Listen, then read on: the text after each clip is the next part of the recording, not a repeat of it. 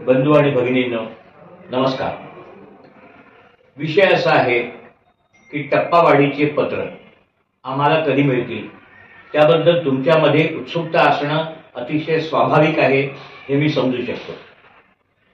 आता आजपर्यंत बघितलं मी की काही ठिकाणी सन्माननीय आमदार महोदयांनी येऊन पत्र वितरित केले, त्यांच्या हाताने पत्र वितरित झाले याचा मला काही प्रॉब्लेम नव्हता।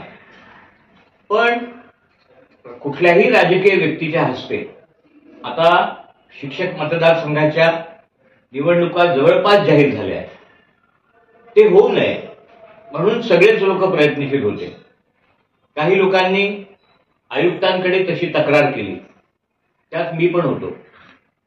कुठल्याही राजकीय व्यक्तीच्या हस्ते पत्र वितरित केल्या जाऊ नये अशा प्रकारची समस्या जेव्हा सन्माननीय आयुक्तासमोर मांडली 26 तारखेला, तेव्हा 27 तारखेला व्हीसी घेऊन आयुक्त महोदयांनी संपूर्ण महाराष्ट्रातल्या शिक्षणाधिकाऱ्यांना असं सूचित केलं की कोणताही व्यक्ती किंवा कुठलीही शाळा ही शिक्षणाधिकारी कार्यालयाकडे येणार नाही। शिक्षणाधिकाऱ्यांनी टप्पावाढीचे पत्र शाळेच्या ईमेलवर पाठवायचे आहे। यातून दोन गोष्टी घडल्या, एक, तुम्हाला शिक्षणाधिकाऱ्याकडे जायचं नाही, दोन, तुमच्या ईमेलवर टप्पावाढीचं पत्र येईल। आता मला एक सांगा, टप्पावाढीचा निधी कधी येणार असे सारखे मला फोन येत आहेत। सप्टेंबर पेड इन ऑक्टोबरचे बिल गेलेले आहेत, ऑक्टोबर पेड इन नोव्हेंबर मध्येच टप्पावाढ मिळेल अशी शक्यता आहे।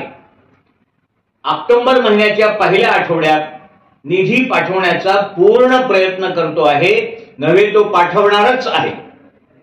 मग आता स्थिती काय? आज जर टप्पावाढीचं पत्र आपण घेतलं, फायदा काय त्याचा?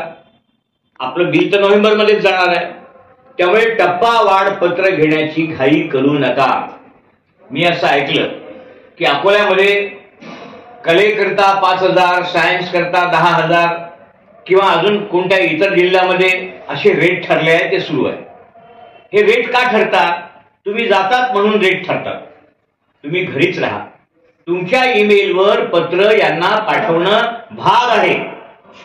तुम्ही फक्त एक काम करा, तुम्ही जी फाईल दिली आहे त्या फाईलला तुम्ही कोणते कोणते कागद जोडले त्याचा एक अनुक्रमणिका तयार करा आणि हे कागद प्राप्त झाले अशी शिक्षणाधिकारी कार्यालयाची स्वाक्षरी ठप्पा त्या कागदावर घ्या, म्हणजे तुमचा कोणताही कागद गायब होणार नाही आणि तुम्हाला ईमेलवर पत्र पाठवणं यांना भाग पडेल।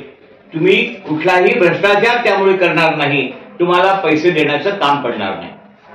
मग बिल नाहीतरी ऑक्टोबर मध्ये जाणार आहे आणि तीही 15 तारखेनंतर जाणार आहे, त्यामुळे येत्या 15 दिवसात मी कमिशनर कार्यालयातून फॉलोअप घेतो की किती शाळांना पत्र वितरित झाली, किती नाही झाली, याचा फॉलोअप कमिशनर कार्यालयातून घेण्यात येईल। यांच्यावर इतकं प्रेशर निर्माण करेल की ती पत्र किती वितरित झाली आणि किती नाही याचा आढावा यांना दररोज द्यावा लागेल। त्यामुळे तुम्ही शिक्षणाधिकारी कार्यालयात मुळीच जाऊ नका, तुमच्या ईमेलवर पत्राची वाट पहा। तुर्तास एवढेच, तुम्ही फक्त पाठीवर हात ठेवून लढ म्हणा, मी लढतोय। धन्यवाद।